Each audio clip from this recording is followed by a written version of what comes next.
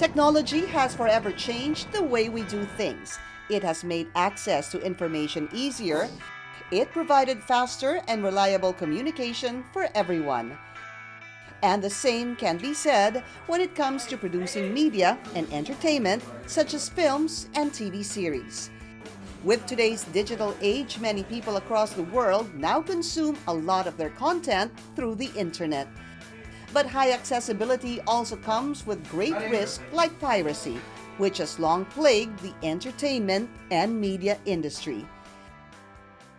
Yeah, piracy is evolving and it's getting easier and easier. But at the same time, yun nga, at the risk of diba, like especially local cinema, I guess it's like that in the sense that yeah, I remember back then yung mga back rooms of video stores had VHS na tape directly from movie theaters, and then it became super clear pirated DVD copies. Now I hear like it can be as simple as like just giving a list to your friendly pirate, and diba, they'll give you the movies in a USB, and then now there's even like set-top boxes, for example, that specialize in pirated content. Despite the decline of physical formats of piracy such as DVDs, those involved in such criminal acts, unfortunately, has also now shifted to digital. And now, illegal streaming services, devices, and illegal downloading sites like torrent has become a widespread problem. According to an analysis of a research website, Alexa Data, Filipino internet users accessed piracy websites over 22 million times compared to the 18 million visits to the top 3 legal websites for movies and television shows. It's a big negative effect talaga sa industry ang piracy. Kaya kailangan magtulong-tulong tayo para talaga ma-prevent ang piracy ng mga pelikula. Siyempre malaki ang responsibility ng producer. Hindi lang naman sa paglabas ng pera, diba? Kundi para talaga makapagbigay ng hanap buhay sa maraming taga-industriya. Naapektuhan sila kasi bumababa na ang production natin. So kung dati, regular sa atin na ang budget ng pelikula ay nasa 20 million pataas or 25 million pataas, ngayon nasa 3 million, 5 million pesos na lang. So anong ibig sabihin nito? Ang ibig sabihin nito, pababa ng pababa ang value na binibigay natin sa mga manggagawa ng pelikula. Illegal streaming and downloads like pirated DVDs before greatly threatens the livelihood of production and media practitioners like utility man J.R. Escandor and film propsman Jethro Cadorna. Siyempre, malulungkot ako. Kasi unang-una, apektado yung trabaho ko talaga. Yun ang hanap buhay ko, di ba? Diyan ako kumikita, diyan ako kumukuha ng pang-araw-araw na gastusin. Maawa naman sila. Napaka-instant nung ginagawa nila pero malaki yung mawawala sa mga nagtatrabaho sa industriya. The film industry in the Philippines contributes to 11 billion pesos to the Philippine economy. But if the act of piracy continues, not only would filmmakers and content creators be deprived of producing new and ambitious projects due to lost revenue from illegal practices, but the industry itself may cease to exist as piracy declines the hard work and passion of all industry practitioners. Parang economics ng mga producers talaga. Pag laging lugi, hindi na mag-produce yan, di ba? So talagang, syempre, maapektuhan din even yung mga magagaling na artista dyan, di ba? The advent of social media has also made it easier to share pirated movies online. According to a research of the FDCP, or Film Development Council of the Philippines, there's been a 75% increase in Philippine page views for illegal online streaming. Kasi para sa kanila ngayon, yung downloading, yung illegal streaming, they don't see anything wrong with it. Because they feel like it's harmless, they think it's not hurting anyone kasi pinapanood lang naman nila in their own devices. But yung implication no, napakalaki kasi yung buong industriya ang nagsasuffer.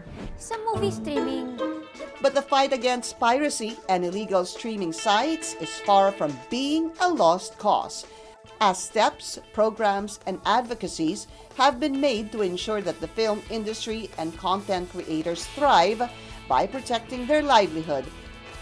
Like one of the country's biggest telecommunications companies, Advocacy #PlayItRight. There are many different ways to play it right. Whether it's going to the movies or paying for a cable subscription or getting all the apps that you need to access these things or just downloading something through Google Play. And we're an advocate of that, of watching things legally and giving the creators do what they're due. Dinownload ng anak ko. Okay naman siguro, maganda kopya eh. Di ba? Because everyone's doing it anyway. Hindi nga siya legal eh.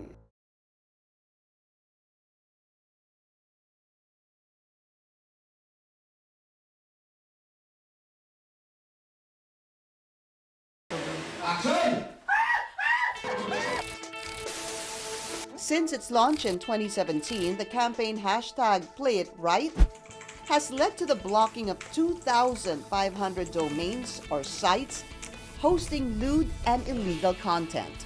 The campaign also calls for the public to consume digital content the right way by promoting legitimate sources of online content. Globe Telecom kind of helps distribute, like, for example, Netflix and Hawk and iFlix and Disney Life and Disney Plus eventually and all these other platforms. It's such a thrust of the company to kind of enter to the digital age, and one of the biggest things is media consumption, right? Entertainment. So we put up Globe Studios thinking now, okay, let's even invest in entertainment more, especially Filipino entertainment. And this is kind of like us showing that we mean it when we say we're supporting local cinema, local creators, and the local entertainment community, basically. But aside from illegal streaming sites online, the fight against piracy has now also come to illicit streaming devices, or ISD. These devices can be used to stream pirated television and video content. According to a survey conducted by a global public opinion and data company YouGov, more than 1 in 4 or 28% of Filipino consumers use pirated TV boxes. The survey found that Showbox, Cloud TV, Fun TV, and Hug You Box are among the most popular pirated applications among Filipino consumers. It's a different age of distribution, watching, consuming entertainment, right? Ang problema ngayon ng piracy is not just films getting recorded in the cinema and being sold on black market DVD places. Yung pag-upload sa kanya, bago pa man siya makatakbo sa mga sinehan on so many different platforms and channels online. So, mahirap siyang kalabanin. The longer-term problem shows that many of the people using ISDs are young consumers. Still, based on the survey of YouGov, ISDs are particularly favored among 18 to 24 years old. I think it's because we're third world. Diba? Na parang anywhere you can get it is good enough. Parang hindi na importante isipin pa kung mali o hindi. Na, dinownload ng anak ko. Okay naman siguro, maganda kopya eh. Diba? Because everyone's doing it anyway. Hindi nga siya legal eh. Oo nga, mapapanood mo una sa lahat, pero hindi siya legal. Diba? Illegal nilang dinidistribute yung mga movies at shows. So as part of the telecommunications company's intensified campaign to combat piracy, the telco partnered with the OMB, or Optical Media Board, to reach out to the Filipino youth. Through the #PlayItRight campaign, Play it right, and thank you. a series of events and seminars for high school students and law students has been conducted to foster awareness about the impact of online piracy to the economy and lifeblood of the film industry. Sa likod kasi ng camera, one thing na hindi nakikita ng ating publiko, maraming taong involved, maraming maliliit. Oras na bumili ka ng pirated CD or DVD nung ginawang pelikula, wala nang halos manunod sa ating mamamayan sa movie houses. Kung saan dyan kukuha ng kikitain yung pelikula. And through partnerships with different organizations and agencies, the fight against piracy is strengthened across all channels and platforms. There needs to be convergence, there needs to be collaboration on the part of the government and on the part of our private sector so that we can work para mas makagawa tayo ng mas maigting na kampanya. Kasi talagang paradigm shift yung gusto nating gawin di ba? Hindi siya yung parang, huwag ka mag-download. Hindi hanggat hindi nila nare-realize na napakaraming apektado nito. Ano yung message na yon na ibibigay at i-impart natin sa public in order for them to care. Through the hashtag #PlayItRight campaign, the telco encourages all Filipino consumers to firmly stand behind filmmakers and content creators, to respect their hard work and passion, and help sustain their jobs and the lives that depend on it. Please support #PlayItRight by subscribing, downloading legally, and watching the content you always enjoy, right? Whether through your laptop or your TV, there's so many ways to get your content at good prices and guilt-free. Please advocate Play It Right.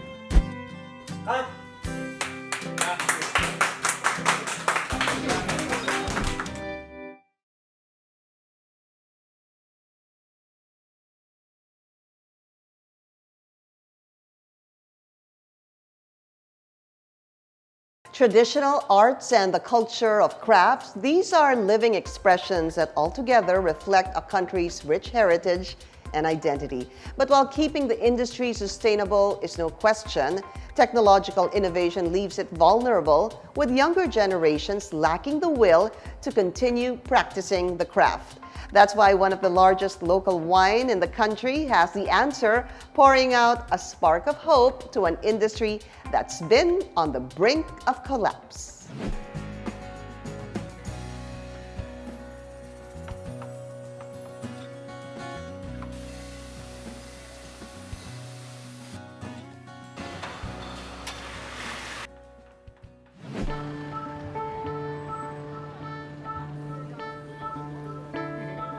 The province of Laguna nestles a haven of Filipino heritage and craftsmanship embedded in traditional woodcrafts.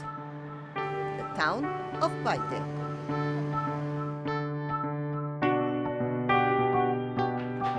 Generations of skilled artisans devoted themselves to keep the industry alive, which in turn has become a catalyst for empowering the lives of Paiteños. Bata pa lang kami, nakikita namin itong trabahong ito. Ngayon sa habang lumalaki ka, inaano namin na maging hanap buhay din namin.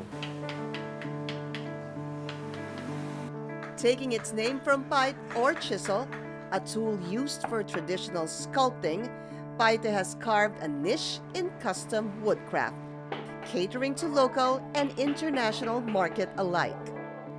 But with a wave of innovation, as well as the decline in demand for handmade crafts in the digital age, traditional wood carving in Paite now falls in the hands of an aging population.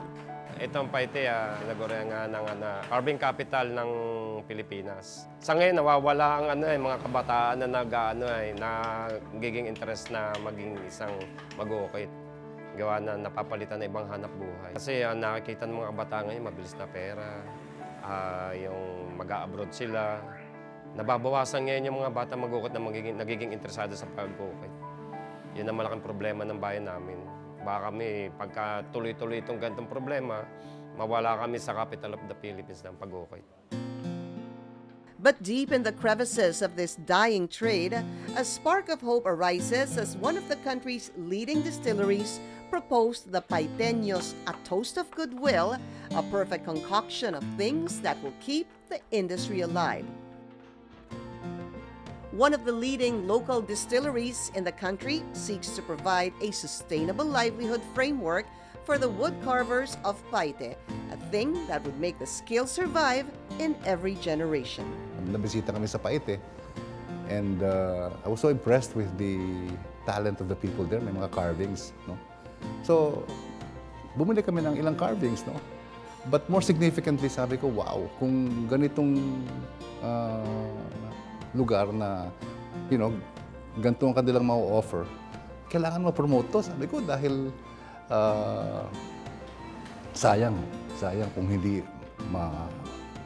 at least ma-carry yung tradition, ano? So, sa kakabili ko, I mean, I kept coming back. Naging kaibigan ko yung mga sculptor tsaka mga nagtitinda ron. So, natutuwa ako sa mga gawa nila. It came to a point na may lugar kami sa Cavite. Sabi ko sa kanila, may mga kahoy din ako doon. Pwede ba gawa tayo ng mga sculpture doon para at least meron din kayo nagagawa. Dahil napansin ko na yung mga sculptor, kumisa walang trabaho eh. So, for about a year, tuloy-tuloy ang trabaho. Natatapos nilang isang piece. Sige, may kahoy pa ako dito. Ganito naman ang gawin natin. Tinulungan kami sa Noynoy. Ang pinakamaganda pa nito, meron kaming gustong gawing project dito sa Paite. Magtatayo kami ng parang isang malaking lugar. Magkakameron ito ng ang mga bata na pwedeng pag-aralan, dito sila mag-ukit, magsimula.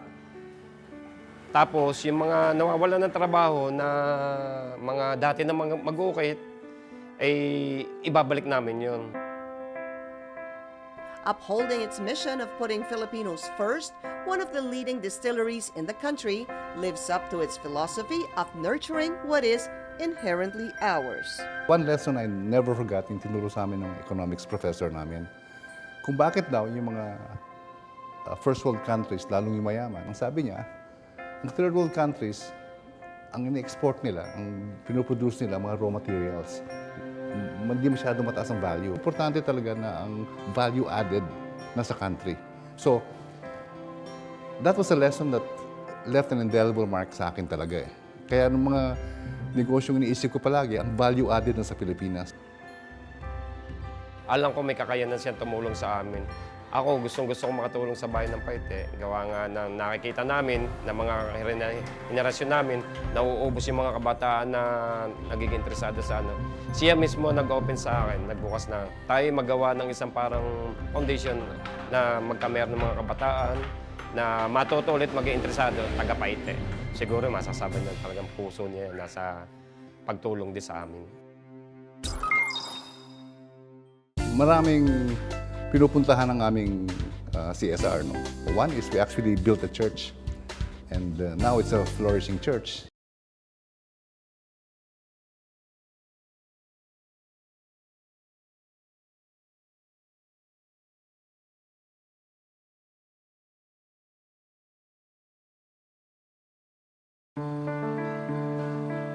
One of the country's leading distilleries promises a pleasant surprise in every bottle of wine.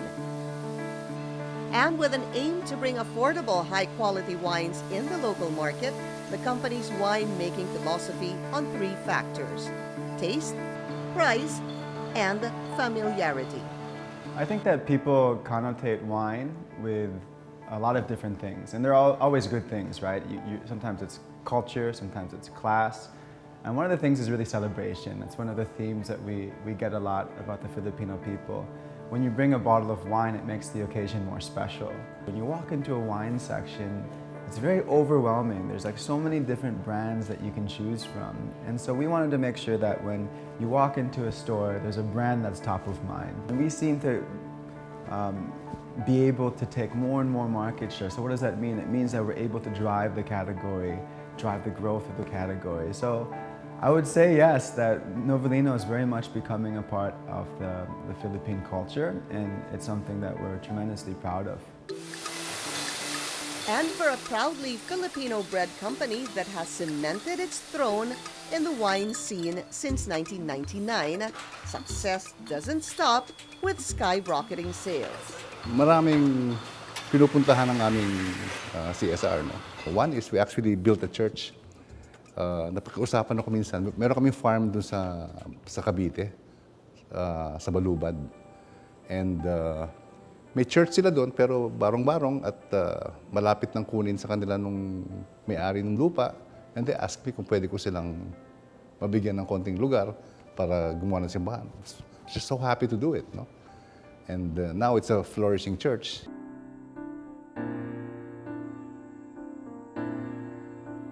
Nung una, ang church ay nagtitipon lang doon sa isang garahe. Siguro kung mga nasa 5 or 6 na taon. palipat-lipat kami. Malaking pasalamat namin kasi nga pagka yung nag-worship kami, meron kaming lugar na tatawagin namin para talaga sa Panginoon at hindi kami natatakot na isang linggo ay papaalisin na kami. So yung binigay namang assurance niya sa amin hanggang kailangan namin yung lugar ay talagang pinapaubayan niya sa amin. One of the country's leading distilleries believes that the blessings the company receives shall create a ripple effect to communities in need, reviving a craft that's on the brink of collapse, helping preserve a skill this generation cannot run the risk of losing, and leading a whole flock to the path of spiritual growth. If you believe in God and if you're a Christian, you have to acknowledge na lahat ng biyaya na napunta sa'yo, lahat ng blessings, ang galing din sa taas yan eh.